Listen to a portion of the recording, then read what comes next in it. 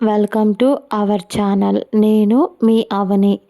కథలోకి వెళ్ళిపోయే ముందు మన ఛానల్ని సబ్స్క్రైబ్ చేసుకొని లైక్ చేసి అలాగే షేర్ చేసి గంట సింబల్ మీద క్లిక్ చేసి ఆల్ అనే ఆప్షన్ని ఆన్లో ఉంచుకోండి. ఇంకా కథలోకి వెళ్ళిపోదాం. Romantic hero part 19. చుట్టుపక్కల ఉన్న ఊర్లకు అది ఒకటే కాలేజీ, విఎన్ఆర్ కాలేజ్ అంటూ దానిపై ఉన్న పేరు. ఆ కాలేజీకి ఆ పేరును వెన్నెల వాళ్ళ అమ్మగారు పెట్టారు. దాన్ని వాళ్ళ పెళ్ళి అయిన కొత్తగా కట్టి ఆవిడ అక్కడ ఉండే పేద ప్రజలకు ఫ్రీగా చదువు చెప్పేవారు. అంతేకాక బాగా డబ్బున్న వాళ్ళ దగ్గర ఫీజు కట్టించుకొని దాని డొనేషనల్గా పేదవాళ్లకు ఇచ్చేవాళ్ళు. అంతే, ఆ కాలేజ్లో చదువు కూడా చాలా బాగా చెప్పేవారు. అందువల్లే అందులో బాగా డబ్బున్న వాళ్ళు కూడా చేరేవాళ్ళు. పైగా ఆ కాలేజ్ బాగా పేరు రావడంతో సిటీ నుంచి వచ్చి చదువుకునేవాళ్ళు. వెన్నెల వాళ్ళ అమ్మగారు అంత దాంట్లోనూ ఆవిడ ఇల్లు చూసుకుంటూ అన్నింట్లో భర్తకు సహాయంగా ఉంటూ ఉండేది. వెన్నెల నాన్నగారు పెద్దగా చదువుకోలేదు, కానీ బాగా చురుకైన వారు. అందుకే ఆవిడ ప్రేమించి పెళ్లి చేసుకున్నారు వెన్నెల అమ్మగారు. ఇంకా వెన్నెల, హరిణి ఇద్దరూ కలిసి కాలేజ్ దగ్గరికి వచ్చారు. పెద్ద కాలేజ్. ఫస్టే పెద్దగా స్టూడెంట్స్ రాలేదు, కానీ వచ్చిన కొంతమంది కూడా ఏదో హడావిడిగా ఉన్నారు. వచ్చిన మొదటి రోజే ఏవో బ్యానర్స్ కడుతూ కాలేజ్ మొత్తం కిక్కిరిసిపోతుంది అరుపులతో. హరిణి వైపు చూస్తూ అయోమయంగా, ఏంటి ఇదంతా? ఇది మన కాలేజేనా ఏంటి? ఆ బ్యానర్స్ ఎవరు? ఇంతకీ ఎవరు కట్టారు? ఎవరొస్తున్నారు? అని అంటూ ఇద్దరు బ్యానర్ వైపు చూడకుండా వాటి బ్యాక్ సైడ్ చూడటం వల్ల వాటిలో ఉన్న కటౌట్ ఎవరిదో చూడలేదు. ఇద్దరు కనుక్కుందామని ఇద్దరు అక్కడ ఉన్న ఒక స్టూడెంట్ని పిలిచి, హరిణి, హే మానస, ఏంటే ఈ హడావిడి అంతా అని అంది. హరిణి చుట్టూ చూస్తూ అప్పుడే మానస ఎక్సైట్మెంట్ ఫీల్ అవుతూ, హే హరిణి డార్లింగ్, వచ్చేసావా? నేను మీకోసమే వస్తున్నానే అని అంది. వెన్నెల ఎందుకు అని అంది. మానస పిచ్చ హ్యాపీగా ఫీల్ అవుతూ, మన కాలేజీకి హీరో సూపర్ స్టార్ వస్తున్నాడే అని అంది మానస. ఎక్సైట్మెంట్ ఫీల్ అవుతూనే అప్పుడే వెన్నెల ఎవరు సూపర్ స్టార్ అని అంది అయోమయంగా. మానస తల కొట్టుకుంటూ, ఏమే, ఇక నుంచి అయినా దానికి సినిమాలు చూపించే అని అంది. హరిణి మళ్ళీ మానస మాట్లాడుతూ గుసగుసగా, నాతో అయితే అన్నావు, కానీ ఇంకెవరితో అయినా అనవే, అన్నావనుకో పిచ్చిదాన్ని చూసినట్టు చూస్తారు. మానస ఈసారి సూపర్ స్టార్ రీ అని తన పేరు పిలిచేలోపే హరిణి దొంగమొహంది చెప్పేస్తుందేమో అని అనుకొని, హే, దాని గురించి తెలుసు కదా, తన్ని వాళ్ళ అత్తయ్య సినిమాలు చూడనివ్వదు అని మళ్ళీ అడగడం ఎందుకే అని అంది హరిణి. ఆ మాటకు మానస, అవునే, ఆ రాక్షసి ఉండగా దీన్ని చూడనివ్వదు కదా. అయినా ఊర్లో అందరూ చెప్తూ ఉంటే విన్నాను. నిన్న అది ఎవరికీ తెలియకుండా నీకు ఆ పొరంబోకుతో పెళ్లి చేయాలి అనుకుందంట కదా. అయినా అంత ధైర్యం చేసి దాని మీద కంప్లైంట్ ఇచ్చింది ఎవరే ఈ ఊర్లో? అయినా అంత ధైర్యం ఎవరికీ లేదు కదా అని అంది మానస.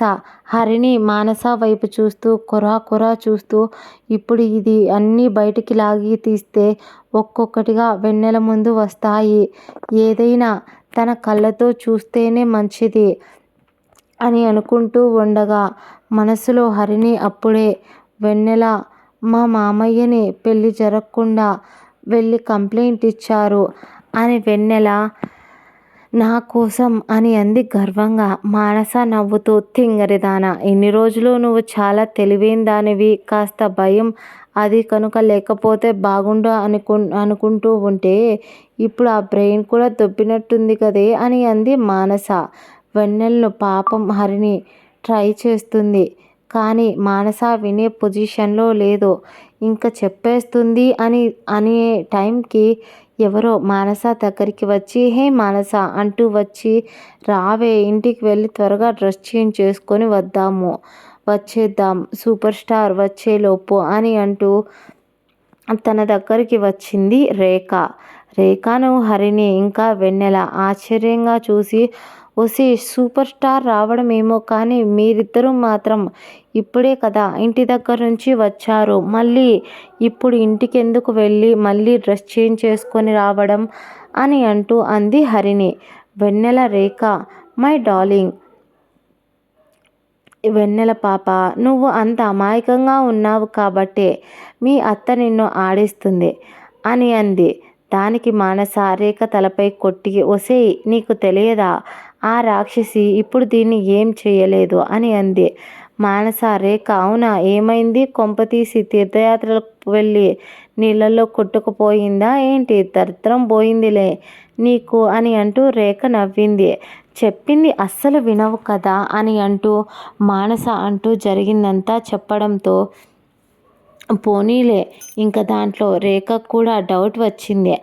అది వాళ్ళు అడుగుతారు అని అనేలోపే మన హర్ని పాప కల్పించుకొని కొంచెం గట్టిగా వెళ్ళి నోరు మూసుకొని త్వరగా డ్రెస్ చేంజ్ చేసుకొని రాపోండి చేసుకోవాలి అన్నారు కదా అని అంది హరిణి.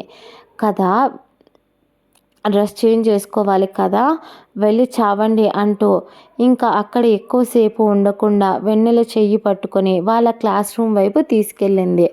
అప్పుడే రేఖ ఒసే మానస హరినారాయణ బాబాయ్ పెళ్ళి ఆపాలి అనుకుంటే ఆల్రెడీ ఎప్పుడో ఆపగలిగేవాడు కదే, కనీసం ఏ పోలీసు వీళ్ళ గురించి తెలిసి రాలేదు, అలాంటిది వీళ్లకు ఫేవర్గా ఉన్న పోలీస్ ఆఫీసర్ని నైట్కి నైటే మార్పించి ఆ పెళ్ళిని ఆపగలిగారా, అదంతా బాబాయ్ చేసే అంత ఆయనకి ఇక్కడ పలుకుబడి ఉందా, ఏమీ లేదు కదా అని ఒకరి మొహాలు ఒకరు చూసుకున్నారు. అది కూడా కాదు మనకి డౌట్ వచ్చింది, ఈ డౌట్ వెన్నెలకు రాలేదా అని అనుకున్నారు. వెన్నెల హరిణి మరియు రేఖ మానస నలుగురు బెస్ట్ ఫ్రెండ్స్ చిన్నప్పటి నుంచి కలిసే పెరిగారు. దాంతో నలుగురికి ఏ సీక్రెట్స్ ఉండవు. నిజం చెప్పాలంటే వెన్నెల బ్లాక్ మేకప్ వేసుకుంటున్నట్టు ఆ సంగతి కూడా వీళ్ళకు తెలుసు. క్లాస్లో కూడా వీళ్ళ నలుగురే కలిసి ఉంటారు, ఎవరిని వీళ్ళ గ్రూప్లోకి కలవనివ్వరు. ఇదండి ఇవాళ ఎపిసోడ్.